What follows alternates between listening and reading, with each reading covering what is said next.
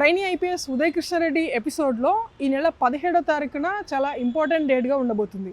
So ఆ డేట్లో ఏంటంటే ఉదయ్ కృష్ణారెడ్డిని సెకండ్ టైం కస్టడీకి ఇవ్వాలని పోలీసులు వేసినటువంటి పిటిషన్ పైన ఆర్డర్ రానుంది.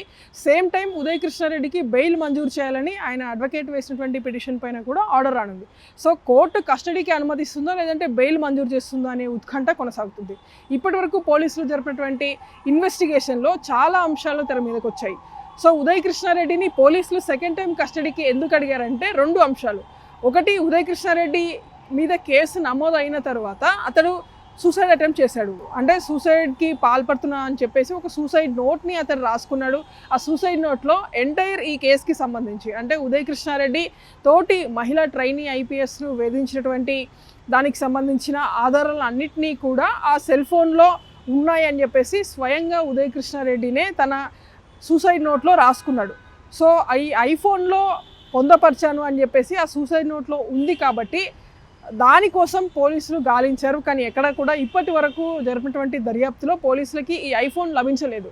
సో ఫస్ట్ టైం కస్టడీకి తీసుకున్నప్పుడు కూడా ఈ రెండింటి మీదనే మెయిన్గా పోలీస్ ఫోకస్ ఉన్నింది. ఒకటి, సూసైడ్ లెటర్. ఇప్పటి వరకు ఉదయ్ కృష్ణారెడ్డికి సంబంధించి గతంలో కేసు నమోదైన తర్వాత తాను చేసినటువంటి ఈ సూసైడ్ అటెంప్ట్ ఏదైతే ఉందో అది నిజంగానే సూసైడ్ యత్నానికి ప్రయత్నించాడా లేదంటే అది కేవలం ఒక కొద్ది డ్రామా క్రియేట్ అయిందా అనేటువంటి దానికి సంబంధించిన ఆరోపణలు కూడా వచ్చాయి. దీంతో అసలు ఆ సూసైడ్ నోట్ ఇప్పటి వరకు ఎక్కడ ఉంది అనేటువంటిది పోలీసులకి ఇంకా దొరకలేదు. అండ్ సెకండ్ థింగ్, ఆ సూసైడ్ నోట్లో రాసినటువంటి దాని ప్రకారం ఐఫోన్లో ఎవిడెన్స్ ఉందని చెప్పేసి స్వయంగా ఉదయ్ చెప్పాడు. సో ఐఫోన్ కూడా ఇప్పటివరకు దొరకలేదు. సో ఫస్ట్ టైం కస్టడీకి తీసుకున్నప్పుడు కూడా ఈ 2 ఆస్పెక్ట్స్ మీదనే పోలీసులు ఉదయ్ కృష్ణారెడ్డిని ప్రశ్నించారు. కానీ ఆ ఫస్ట్ టైం కస్టడీలో ఈ రెండింటికి కూడా ఉదయ్ కృష్ణారెడ్డి సరైన రీతిలో సమాధానాలు ఇవ్వలేదు అనేటువంటిదే పోలీస్ సైడ్ నుండి వస్తున్నటువంటి ఇన్ఫర్మేషన్.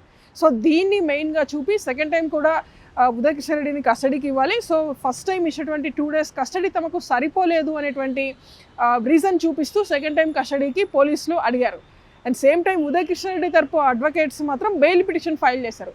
సో ఈ బెయిల్ పిటిషన్ మూవ్ చేయడానికి ప్రధాన కారణం ఏంటంటే ఈ కేసులో ఇంకా విచారించడానికి ఏమీ లేదు. ఆల్రెడీ ఉదయ్ కృష్ణారెడ్డిని అన్ని క్వశ్చన్స్ కూడా పోలీసులు అడిగేశారు. సో కస్టడీ టైం కూడా ముగిసిపోయింది కాబట్టి ఉదయ్ కృష్ణారెడ్డికి బెయిల్ మంజూరు చేయాలని చెప్పేసి ఆయన తరపు అడ్వకేట్స్ చెప్పారు. అండ్ ఈ కస్టడీలో భాగంగా జరుగుతున్నటువంటి వాదనలో అదే టైంలో కొన్ని కీలక ఆర్గ్యుమెంట్స్ని ఉదయ్ కృష్ణారెడ్డి అడ్వకేట్ చేశాడు. అదేంటంటే ఫస్ట్ టైం కస్టడీలో తీసుకున్నప్పుడు ఉదయ్ కృష్ణారెడ్డికి కొన్ని కనీస సౌకర్యాలు ప్రొవైడ్ చేయలేదు, డ్రింకింగ్ వాటర్ ఇవ్వలేదు, సీసీటీవీ కెమెరా సమక్షంలో జరగాల్సినటువంటి విచారణ సీసీటీవీ కెమెరాస్ లేనటువంటి చోట ఉదయ్ కృష్ణారెడ్డిని విచారించారు అని చెప్పేసి ఒక 2-3 అబ్జెక్షన్స్ని రైజ్ చేస్తూ తన ఆర్గ్యుమెంట్స్ని ఉదయ్ కృష్ణారెడ్డి తరపు అడ్వకేట్ వినిపించారు. కానీ కోర్టు ఈ రెండింటినీ కూడా పరిగణలోకి తీసుకుంది. మరి 17th రోజు ఏం చెప్తుంది? ఉదయ్ కృష్ణారెడ్డికి సెకండ్ టైం కస్టడీకి అనుమతిస్తుందా లేదంటే అతనికి బెయిల్ మంజూరు చేస్తుందా చూడాల్సింది. జర్నలిస్ట్ సంజీతో హైదరాబాద్ నుండి 20 టీవీ 9.